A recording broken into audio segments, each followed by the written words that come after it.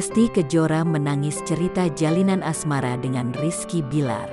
Gilang Dirga sebut belum mantap menikah. Banyak yang merendahkan juga, ungkap Lesti Kejora dikutip dari YouTube Adis Gilang, Kamis tanggal 15 April tahun 2021. Contohnya dedek kan pakai hijab, cara dedek sama kakak Bilar berdekatan. Seperti tidak menghargai pakaian kan, timpal Gilang Dirga. Lesti tak kuasa menahan air matanya dengan komentar buruk warganet padanya.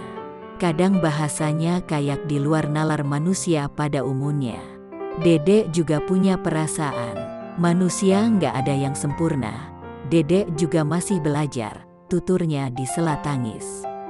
Gilang menasehati agar Lesti mengutamakan kebahagiaan diri sendiri lebih dulu dibandingkan orang lain. Kalau belajar itu harus, bahagia itu yang utama.